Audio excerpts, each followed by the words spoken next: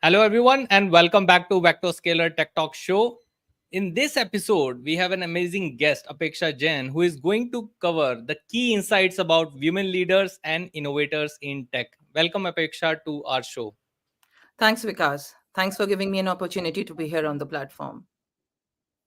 Thank you very much. Thanks again. And for our audience, let me give you a brief introduction about Apeksha. Apeksha is a seasoned tech leader with 17 plus years of experience in top companies including Amazon, US, Arista Networks, Parallel Wireless, HSC, Broadcom, Aricent, to name the few. And she has worked in, as I understand, three countries: India, UK, and US, and must have a diversified background to give us the key insight about that how women tech leaders can further grow and support the industry. Yeah. So, Apeksha, would you like to brief? I've just given you the synopsis with our audience that the main things key things about the your journey, but as a woman, particularly as a woman in tech, what was your Mhm. journey and how it has been so far? Yeah, thanks, Vikas. Thanks for giving a wonderful introduction. I don't think I need to go through my introduction. So, hello, everyone. I think everyone who is joining the call is from India. So, good evening. But if anyone is joining from US, from EST time zone, good morning to the folks. I am happy to be on this platform and sharing my insights from that I have learned during my career of 17 years, as Vikas already covered. So I think journey in tech is already, I think, for everyone. It comes with lots of ups and downs, and it's challenging for everyone. But since Vikas emphasized on women in tech, I think being a woman uh, in a leading position, that brings in more challenges. It brings in more things to navigate. I don't want to start with a lot of the challenges part. So I think I'll just go over how I navigated my journey, how I worked on shifting my mindset from the time when I started fresh out of college to where I am today. So my journey has been a blend of rewarding experiences, a lot of achieving goals, but obviously with a lot of challenges, right? But for the most part, I'll say for myself that I've been able to, or I have learned the skill to navigate the challenges and achieve my goals. I want, I mean, the way I want to put it is that yes, there are challenges. There are challenges when when you're a woman, when you're a woman of color. So there is a different aspect when you're working in US, right? So it brings in different complexities, and then working in different countries. I have, as Vikas mentioned, I've worked in three countries. I worked in India, UK, and US, and all three have been like drastically different. Honestly, I did not expect US to be very different from UK, but it was quite different. It was a big cultural shift. The expectations in UK were different, and the expectations in US were different.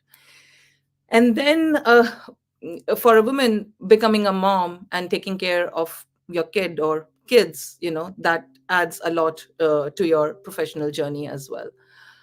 But the way I have seen my journey is I've accepted the challenges. I've accepted these situations, these problems, the mindset, and I have learn to overcome them and channelize my energy in achieving my goals instead of you know uh, just talking about challenges, that this is like this and I cannot do this.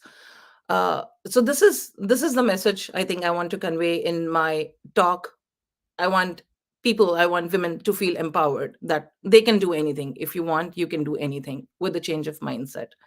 I mean, just to give concrete example, when I started my career fresh out of college, uh, being the only woman, it used to bother me. Like, I remember I was working with an organization. It was a big organization. I was the only female in a team of 25 men, and that just unconsciously bothered me. And I took a decision to actually leave that company without having another offer in hand. uh, and I don't know what was bothering me. It was just within my mind, or it was something happening.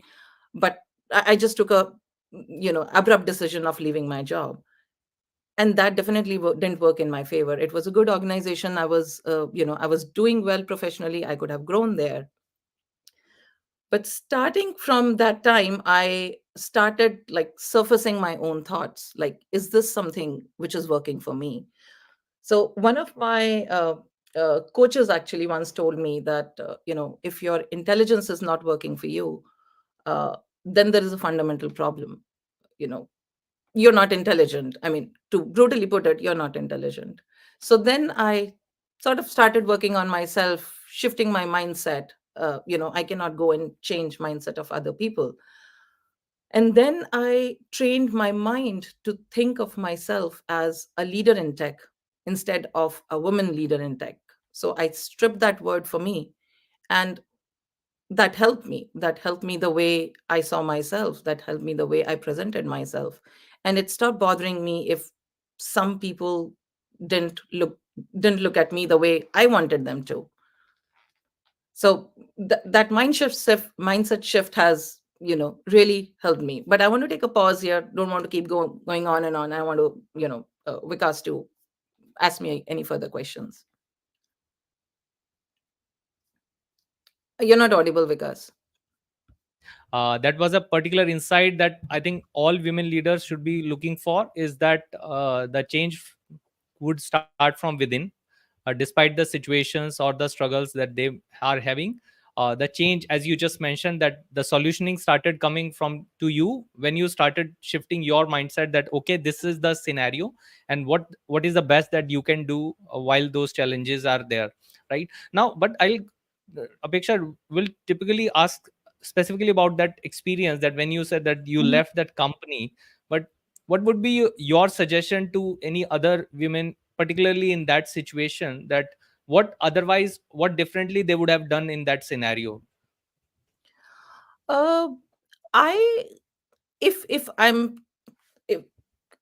if I were me 10 years Yeah. ago, I would have probably taken a sabbatical, you know, tried Okay. to work with myself. Okay, if the problem that I'm seeing, is it actually a problem? And what will be the impact of my abrupt decision on my career? Right, so I would have considered all those aspects, and I would have been more vocal. I would have, let's say, if something was making me feel uncomfortable, I would have talked to the HR, and not just keep boiling everything inside me, and then just take a decision to just leave the job. Eventually, that would have been the solution, that would have been my final step. But it should be more thoughtful. So that's how so this is how you grow in your career. It's not just professionally, in your mindset as well. You always think about the impact of any decision that you are taking, small or big, on your own career. Sure.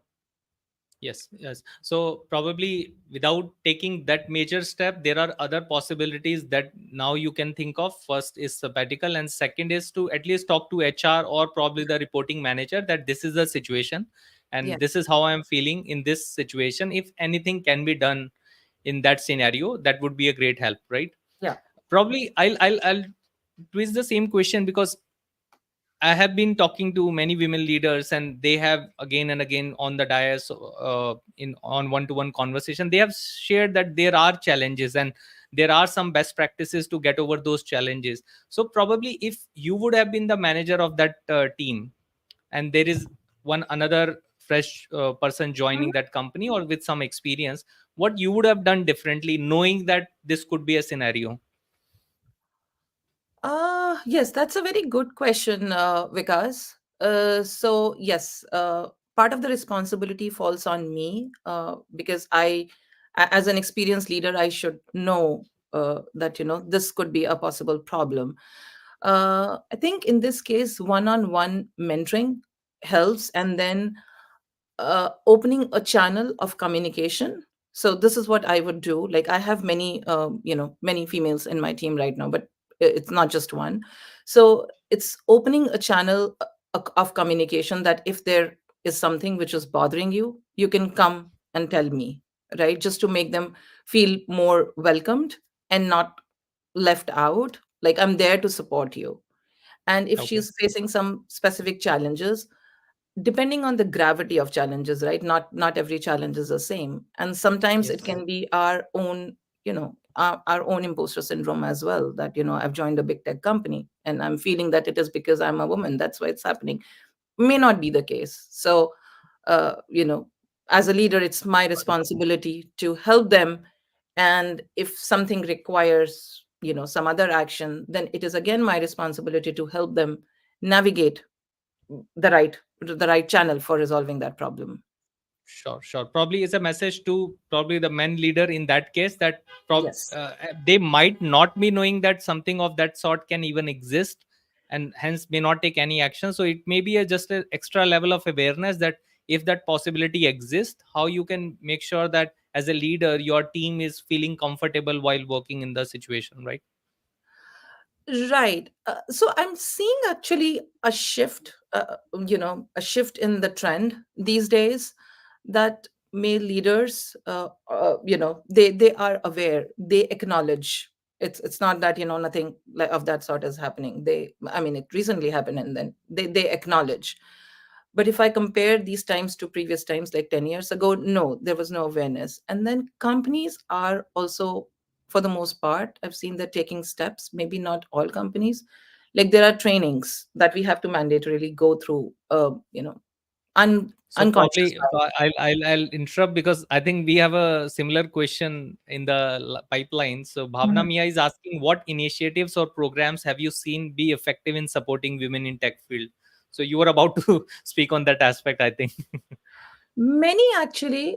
So I was actually a part of a diversity recruitment team, and that gave me a good exposure to what steps, to what extent the companies are thinking, right? How to be more diverse, give equal opportunities.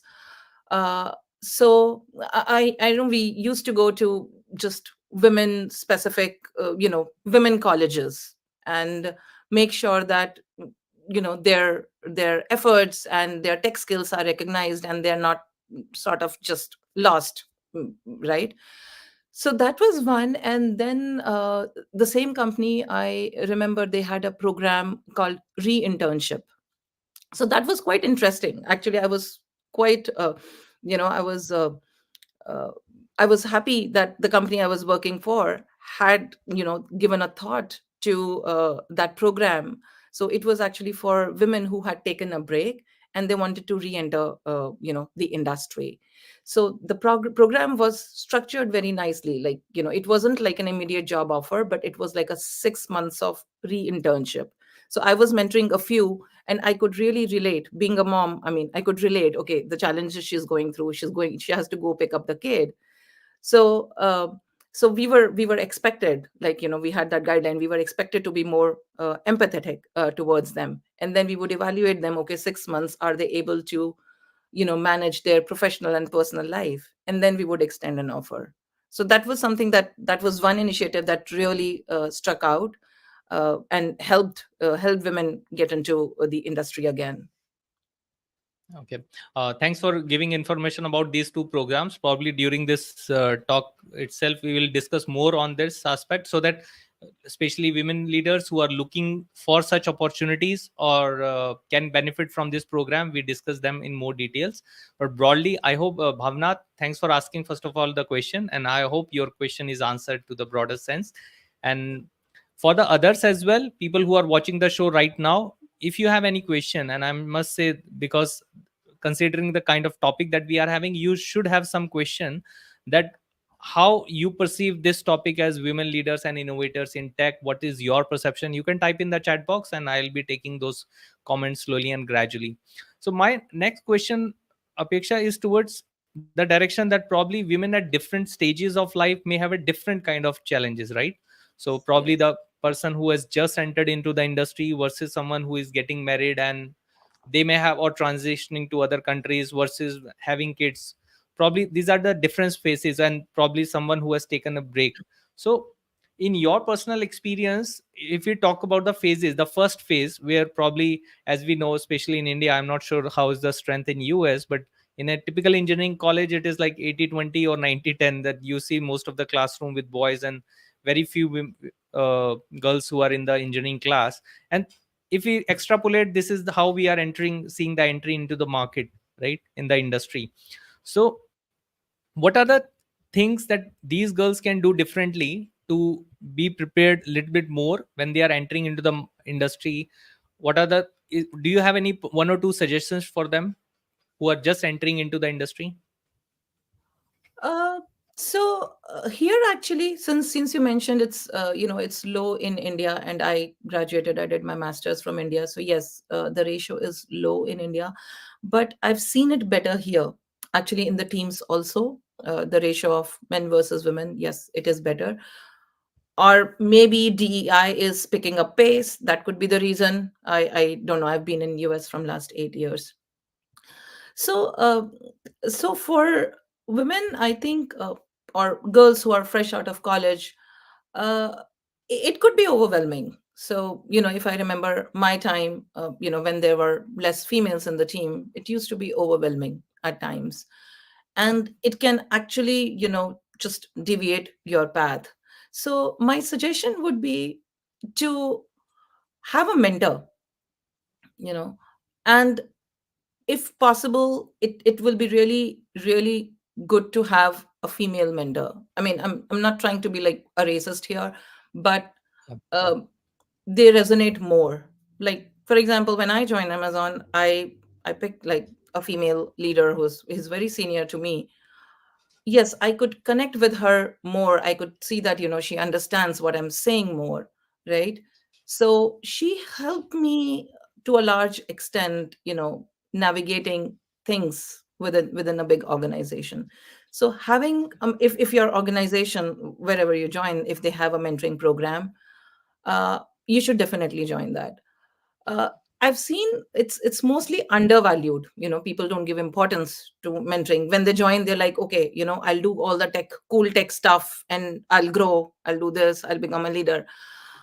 No, the soft skills also play an important role. Building relationships play an important role, and the mentor can help you how that specific organization works, how you can grow, how you can not let yourself getting overwhelmed.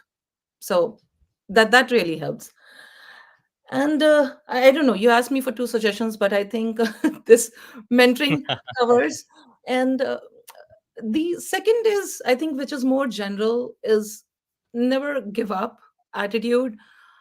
There will be times, like, for example, my 17 years of career, this has not been like a smooth, a sailing curve. I had a 2 years of break, and then I changed countries, and then became a mom. And uh, you know uh, I was literally, I used to feel I was nowhere in my career.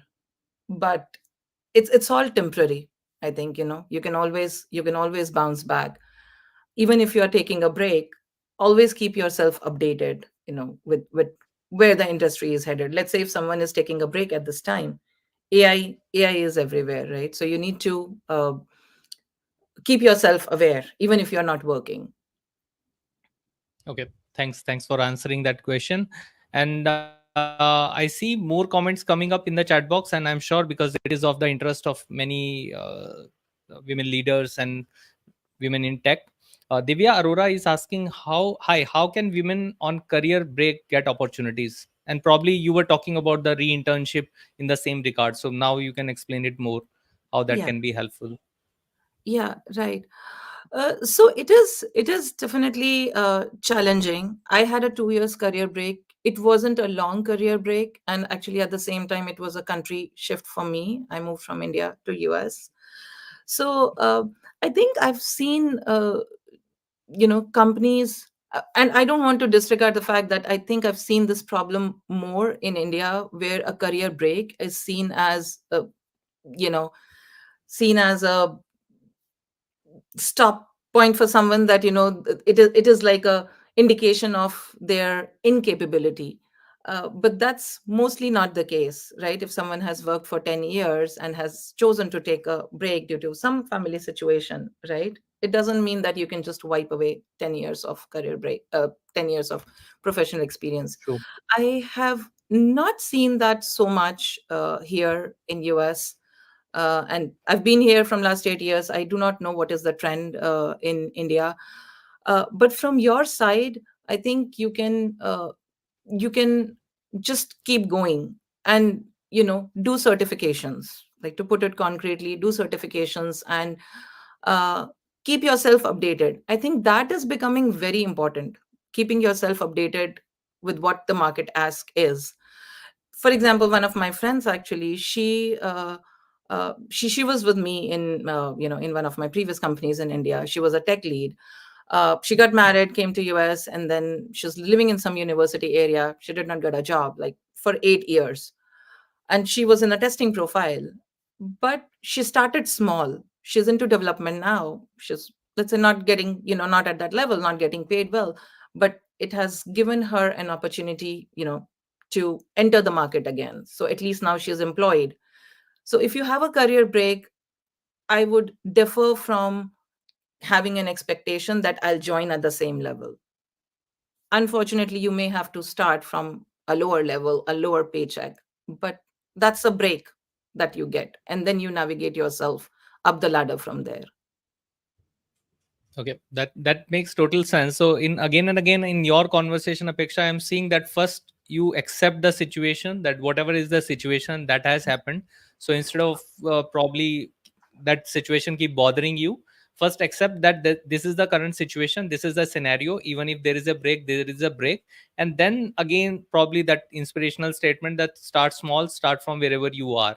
That you again start your journey, start taking breaks. It can be steps can be in the form of certification or a smaller paycheck job. And probably those are the challenges that the main theme of this podcast, that probably as a man we may not recognize that even those things are happening at your peer level. And as a men we need to have that more awareness that these are the things, those are happening, and how we can help the other side of the picture, right? Yes, yes. For men leaders, I would say, uh, you know, and I'm seeing a change. I'm not. I think there are a lot of men in this in this Yeah. podcast, so I don't want to say any random thing. But uh, you need, everyone needs to be more empathetic of the situation. It's not that then men don't become fathers, right? They know how, what their spouse, their partners go through. So be more empathetic, be more accepting, and anyone's temporary performance is not an indication of their caliber, right? So give them a chance. So that's the Yeah. way I Yeah. see it. Yeah. I think that's a profound learning from this conversation, that don't just judge the situation, give them a chance. Like whatever is the situation, just don't try to extrapolate. I think in the same regard, we have another question coming from Simple Setia, who is asking, women often face issue while balancing their personal and professional responsibilities. What tips as a mentor would you give to your fellow women? I would actually give a tip to men, peers, not Okay, women please here, go ahead. right? Isn't it? So it requires a shift in both, and probably more in men. Yes. Uh, Yeah. but yes, I cannot change the mindset. I mean, I usually, my fund of life is, okay, accept what it is and change yourself. So I think, as I was saying, these situations in life are temporary. uh, and if I see myself, like, when I started my career, I probably wanted to see myself somewhere else 17 years down the line. I mean, I'm not like super contented with where I am, but there were situations in life, there was a break, and not just a break, there was some family situations. uh, but I have that attitude, okay, it's okay. So uh, if you are not doing well for a few years, let's say, I think the question, I just deviated, the question was, family responsibilities and professional responsibilities. It does make a Right. difference. I cannot say that it doesn't make a difference. You, like, have a constant responsibility of, let's say, taking care of a newborn, and then once a mom, always a mom. So you're always taking that responsibility. But I have learned to see that also as a temporary phase, right? uh, you may be doing this much today because you have more family responsibilities, but as the child grows, you can start focusing more on your professional career. And as the child becomes independent, there is really nothing you can do about it. Like, a day has 24 hours, right? There is nothing really you can do about, or you don't want to ignore your child. That's how, I mean, these are just my learnings, me talking to myself. My kid is 7, and yes, I cannot take like travel opportunities randomly, but okay, I think that okay, she'll be 10, she'll be 11, I can do that more, so nothing is stopping me. It's just the timing that you need to navigate and come to an acceptance. Okay, this is what is my situation, this is what I can do. Maybe 3 or 4 years down the line I will be able to do more. Sure, makes sense. So again, to accept the situation, that there is this situation, and then plan it, that slowly and gradually in near future or in later future, how we can plan our decisions so that it is aligned with the current responsibility, and also we can see the career growth the way we want to see, right? Yeah, and there's just one more thing I want to add. There is a short-term plan and a long-term plan, Yeah. right? So, like, I remember someone asked me how you navigate, the career break. So, when you start after a career break, when you're starting small, it's a short-term plan, but you should always have a long-term plan in mind, because you don't want to be there where you are starting from, right? Okay. So you just grow from there. Okay, thanks for answering that question. I see another question coming from Dwadashi, who is asking, what strategies have you found effective in leading diverse teams? So by diverse, you mean like gender Mix diverse of or men and women. globally diverse? Probably this would be in consideration of the discussion that we are having, gender diverse. Uh, so yes, I think it again comes, to the same discussion, right? Women go through multiple phases in life compared to men. So I see that difference. I notice that difference in my team. Right now, my team, I have 11 engineers, and I would say equal ratio, equal number of men and women. uh, and it's not something I would not like make like a set in stone statement. Then women are more they think twice before they speak something, or they are not that vocal. But I've just generally seen in the mindset that you know uh, uh, they have to be told that it's okay. You can just speak out if you have questions, even if you're wrong. Just speak out, be true to yourself, because if you don't, then you're not helping yourself. So that's one thing I think I have to work with women more than men. I don't think men have to be told that speak out, but women have to be, and take it easy. I'm not sure if women in general take a lot on themselves. I do, but I think probably other women too. So I was just having a discussion with my engineer, and I told her, okay, take it easy. Nothing is happening. Just relax. So it's just the general mindset of the expectations that has to be worked with women engineers more than men. That's the difference I've seen. Okay, so probably being vocal in the situation where it is required, and communicate your ideas, and have a confidence that okay, even if it is wrong, it's okay. Not to always be on the back step in that situation, as you are explaining, right? Yeah, yeah. And coming back to our topic actually of challenges as a woman, right? So yes, there will be times when other genders, when men will try to overpower the conversation. I mean, the way I do is, okay, let them talk, let them finish, and then I will have my turn, and then I will speak. So just don't let that overwhelm you, that you cannot do it, or he said that. I think just sticking to your core really helps. Okay, okay. Thanks for answering that. I have another question coming from Shubham Gupta, who is asking, what steps do you think tech companies should take to promote diversity and inclusion? You talked about two things, probably the things that you have already seen happening, but anything else as per you, which can be a suggestion to other entrepreneurs or owners that they can do differently? So it has two parts, Vikas. One is the companies doing it, and second, we as responsible, leaders in an organizations. The companies cannot impose a mindset, right? They can just set up trainings or make the trainings mandatory. So I think we mostly covered, but I can just again mention like the re-internship program. Not every company offers that, but I'm seeing a change in the trend. Yes, companies are doing that. And then diversity recruitment, it's a big thing. Diversity recruitment, like we have full affinity group where uh, we go to women colleges, and then we have mentorship programs. And I'm not seeing a hesitation in people that they're hesitating that I want to connect with a women leader only. I want to have women as a mentor. You can just say it. It's pretty understandable. Yep. So mentorship programs, I think, as I was saying, mentorship programs are undervalued. I have found it super super helpful.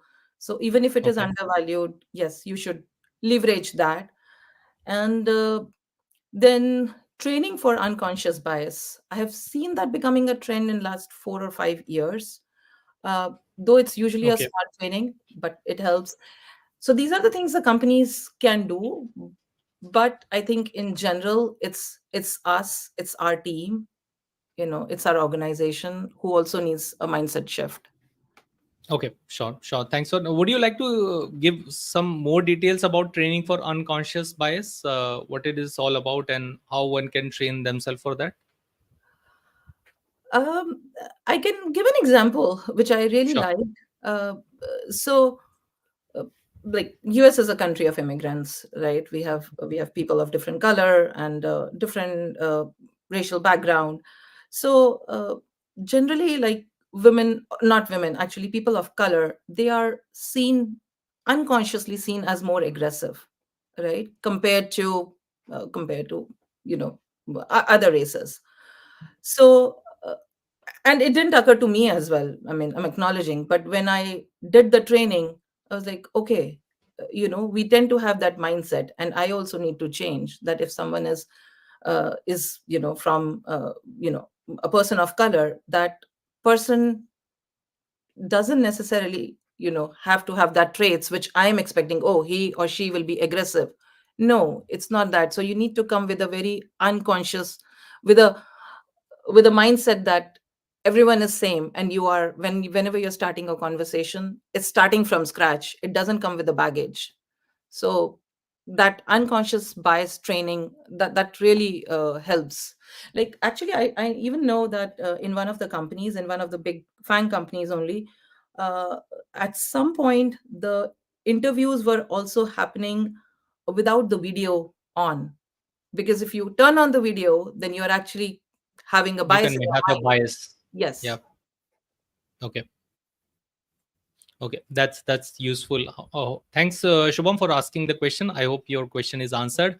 I have another question, but it is quite similar to the previous one. But still, I would see that how we can take it differently. The question is coming from Nikhil Agarwal. How do you manage work-life balance, and what advice would you give to other females in tech striving to maintain the balance while driving innovation? So, any particular thing that you have done? I talked about different phases of women in tech, and we talked about early stage, you talked about the kid stage, but when you are coming back to the industry, what things that can be done? Or probably if you like any particular example of when you transitioned from, even change the country, right? When you had a career break for 2 years, and then you, in the meantime, you also shifted your country, then again it will require work life balance, that transitioning to a new job, new country, managing the gap. Any example, that different example, personal experience that you like to share here? I took it easy, you know when like changing a country, or getting married, having a child. These are all big changes in your life, right? So as I said, I naturally tend to take a lot on myself. So I had to train my mind to take it easy for that phase. But going to Nikhil's question, I think he's specifically asking about managing work life balance in general, and not, I think, related to any specific Yeah, phase in life. phase aligned. Yes. So again, I think, as I said, I mean, I will give advice to men, not women here.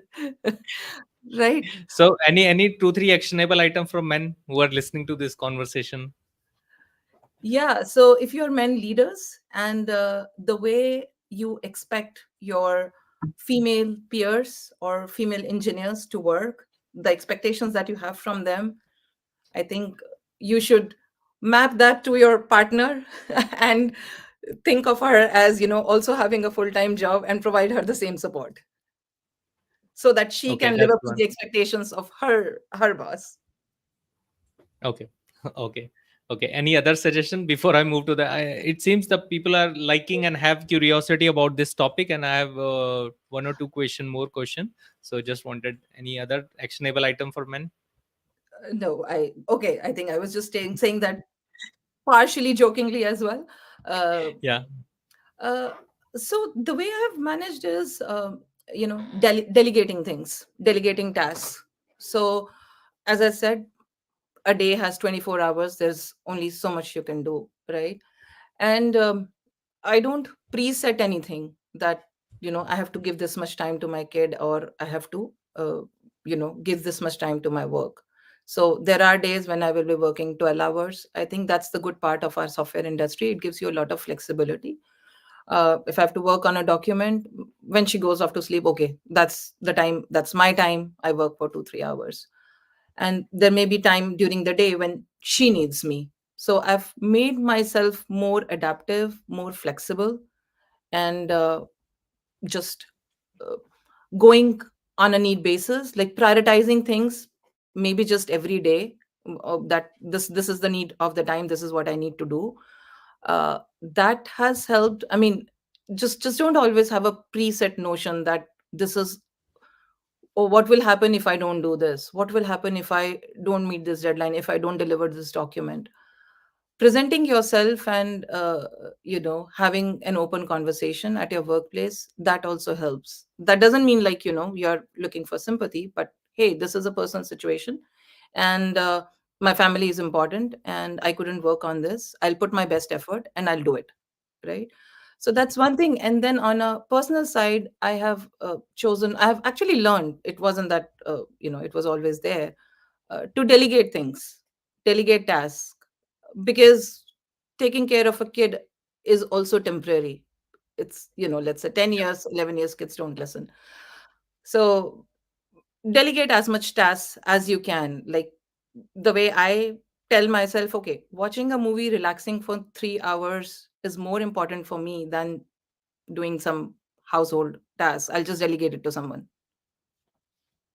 Got it. So two actionable items. One is definitely delegation. Use if you can delegate certain tasks because you can't do it all. First to understand, and second is that best utilization of time. See how when time is going to be available. And third thing, another interesting thing that just tell it upfront. Don't just keep it to yourself that I'll put my best. You can tell it to the upfront and have an open communication that there is some priority at home as well, and probably I'll do my effort best, but this is the situation. So letting other person know that okay, this is the situation as well, which is there. Now with that thought, I will come to the last question because the Mhm. podcast was quite interesting and people have been asking a lot of questions. So last question is coming from Bhavna Mia, who is asking, to grow in an organization, building network is crucial for career development, yet it can be particularly challenging for women. Can you share your experience and strategies for effectively networking in such environments, and what advice would you give to other women facing similar challenges? I'm not sure if it's a two-way communication, but I just want to understand, what are the challenges that you face, so that I can also give a concrete answer. Yeah, so as I understand, probably based on my experiences, sometimes uh, there are some networking meetings and people expect people to network with others, so which is crucial for career development. probably could be particularly challenging for women for just like that and network with other the way otherwise men will do, right? Or probably meeting over a cup of coffees and frequently meeting that those kind of meetings. That's my understanding of the challenge. If you can answer that way, otherwise if Bhavna has some other perspective, she can write in the chat box and I'll bring back the conversation. I mean, I can just generally say, right? Because I need to understand the challenges first. It's I think we talked about it in the beginning. It's a mindset shift.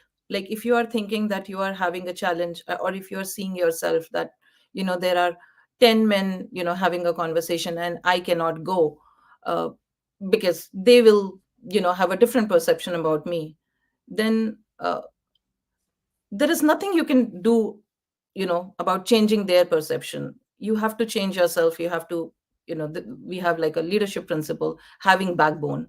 So you go and you make a conversation. You might actually be even surprised. Nobody cares. It's probably in your mind. And I'm not like trying to suppress the fact that there are challenges. There are, but it's mostly training your own mind for your own self. That helps. I mean, networking is important. Like one practical thing you can do is, like, if you know that you're going for an event, right, and there are some specific people whom you want to network with, right, you can just drop a hi message to that person, just introduce yourself. So pre-introduction, usually these conferences have apps like Women in Tech, Yes. right? I've done that. Join some groups in advance and introduce yourself. Tell your agenda. What are you looking for? That's important.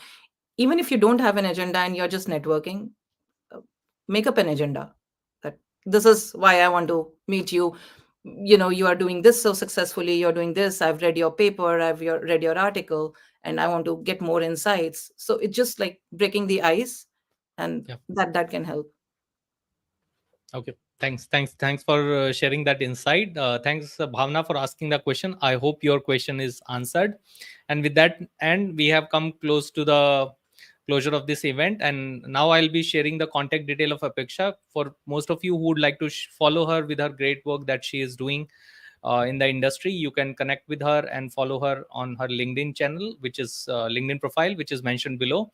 And again, thanks, Apeksha. Thanks for sharing your beautiful insights and experiences with others. I'm sure these insights are going to be helpful for men and women both, that how we can create a conducive environment to have more women leaders and innovator in tech industry. Before we close for the session today, any last message for the audience before we close? uh, yeah, I think just uh, be true to yourself, and stick to your core. Even if something is not happening right as you planned for a period of time, just don't let that overwhelm you.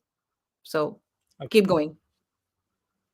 Keep going and stick to your core. And also, as you mentioned in the beginning itself, that at some point of time when someone is facing challenges, stop looking yourself as women in tech leader. Just focus that you are a tech leader in the industry and do whatever is necessary, right? Yeah, which is for With that you. there. Always the Yes. focus should be you in your career. Yes. The focus should be, okay, how is it going to impact me? Yeah. So Again, thanks, Apeksha. Thanks for sharing your beautiful time here. Keep watching, keep growing. And everyone, do join our next podcast again, VectoScalar Tech Talk. We'll be coming on with another